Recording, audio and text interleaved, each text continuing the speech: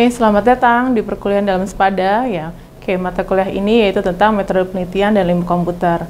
Kemarin kita telah membahas mereview paper. Oke, sekarang kita akan membahas tentang perumusan masalah dan pembuatan latar belakang masalah yang baik itu seperti apa. Oke, selanjutnya bagaimana sih cara membuat alur berpikir dalam metode penelitian? Pertama, kita akan tentukan masalah, kemudian tentukan identifikasi masalah, menentukan pembatasan dan rumusan masalah. Oke, selanjutnya kita akan tentukan tujuan, manfaat penelitian, tinjauan pustaka, kerangka penelitian, dan metode penelitian. Ya, oke. Kemudian selanjutnya bagaimana menghasilkan hasil penelitian yang baik, pembahasan yang baik, dan kesimpulan. Kesimpulan juga harus berkaitan dengan rumusan masalah. Ya, kemudian nanti kita akan combine dengan saran. Oke, selanjutnya ada namanya masalah penelitian. Oke, menurut Adebo tahun 1974, ya, masalah penelitian adalah suatu kondisi yang memerlukan pemecahan atau alternatif pemecahan masalah. Oke, selanjutnya menurut Pollitt dan Heigler tahun 1993, baik buruknya suatu penelitian itu sangat ditentukan, ya, atau namanya research question, ya. Oke, sumber permasalahan dalam penelitian itu ditentukan pada pengalaman seperti kejadian dalam lapangan, atau literatur, teori, ide, seminar, ataupun yang lainnya. Oke, bagaimana sih kita membuat masalah dalam penelitian, atau misalkan kita mau membuat perumusan penelitian itu seperti apa? Oke, pertama, kita menentukan masalah penelitian tidak sama dengan menentukan masalah. Oke. Selanjutnya, penelitian berasal dari kata teliti, berarti cermat, seksama, atau hati-hati. Ya, kegiatan mengumpul data, mengolah, menganalisis, penyajian data secara sistematis dan objektif. Semua itu untuk memecahkan masalah dalam suatu persoalan atau menguji suatu hipotesis untuk pengembangan prinsip umum. Penelitian ilmiah yaitu penyelidikan yang sistematis, empiris dan kritis tentang berbagai fenomena yang alami dengan dipandu oleh teori dan hipotesis. Ya. Penelitian pada dasarnya dimulai dari keingintahuan manusia yang dinyatakan dalam bentuk pernyataan atau pertanyaan atau pernyataan yang biasa disebut permasalahan penelitian. Oke, di sini ada ciri-ciri masalah yang baik itu seperti apa. Masalah yang baik itu adalah harus mempunyai nilai penelitian, ya. Oke, kemudian masalahnya harus feasibility, masalah harus sesuai dengan kualifikasi. Ya. Masalah yang harus mempunyai nilai itu seperti apa? Contohnya, memiliki keaslian data. Jadi gini, kita mau cari tempat penelitian, tempat studi kasus, ya. Kita harus ke sana, harus survei, harus observasi. Ya, kita harus tahu masalahnya seperti apa. Kita harus datang ke sana dengan wawancara, pengumpulan data. Jadi sifatnya itu asli, jangan mengada-ngada. Kemudian harus dinyatakan dengan suatu hubungan. Masalah A dengan masalah B itu hubungannya ada. Oke, kemudian harus ada hal pentingnya di dalam masalah tersebut. Kalau tidak penting, ya jangan dibuat-buat. Ya. Kemudian masalah harus dapat diuji. Nah, nanti masalahnya pun harus diuji. Ya.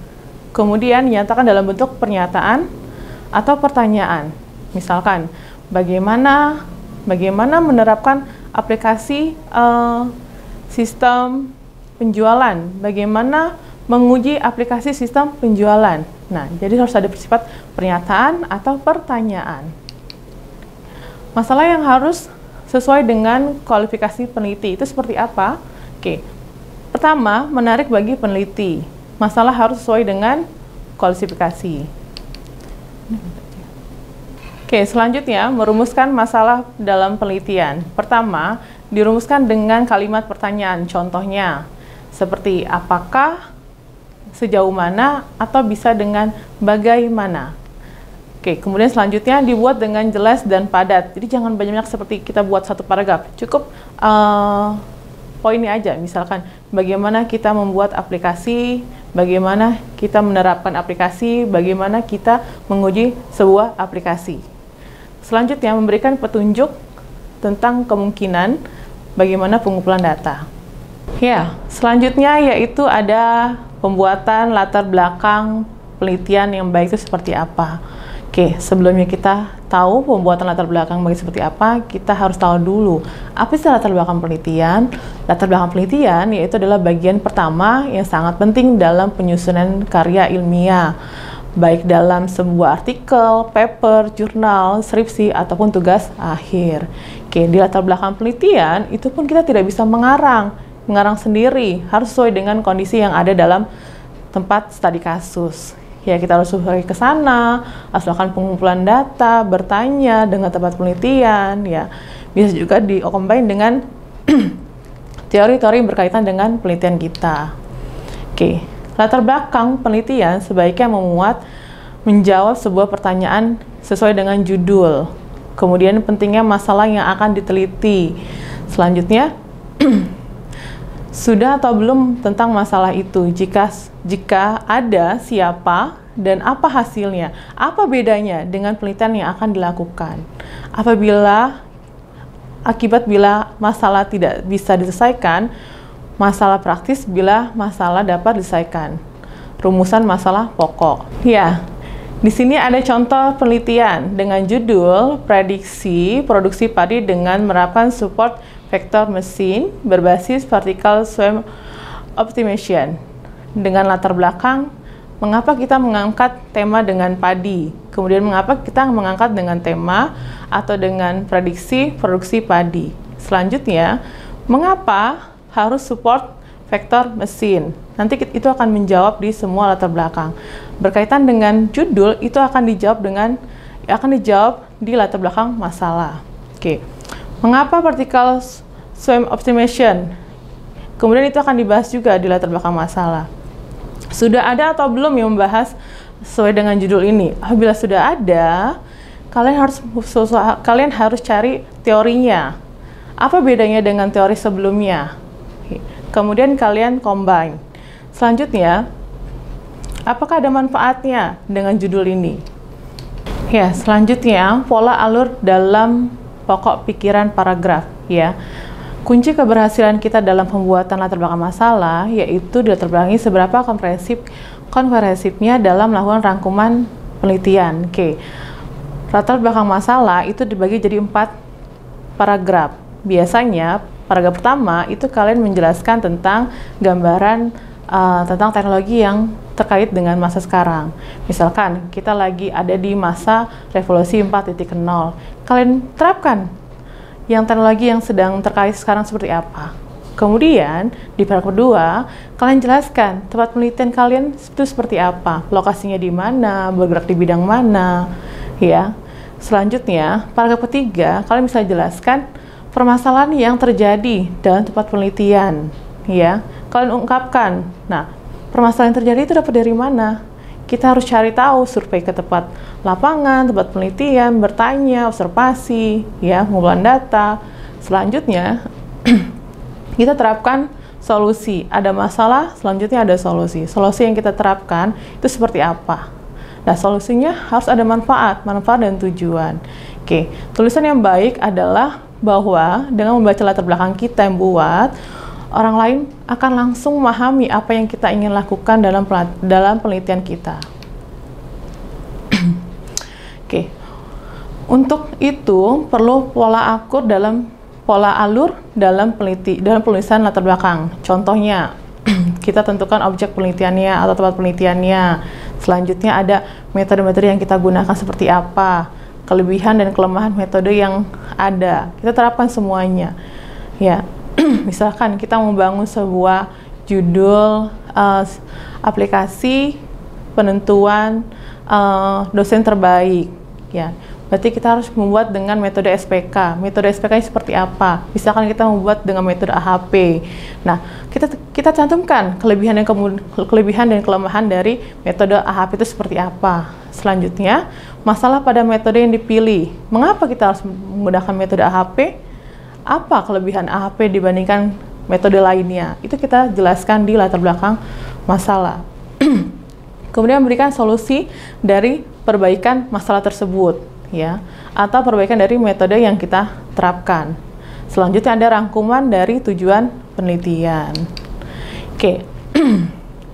Nah, kemudian saya akan memberikan tugas untuk Anda semua, yaitu kemarin saya sudah memberikan tugas tentang mereview sebuah paper dengan judul yang kalian ajukan. Oke. Di sini saya akan memberikan tugas bagaimana kalian membuat latar belakang masalah yang baik itu seperti apa. Oke, ketikkan dalam sebuah Microsoft Word yang terdiri dari 4 paragraf.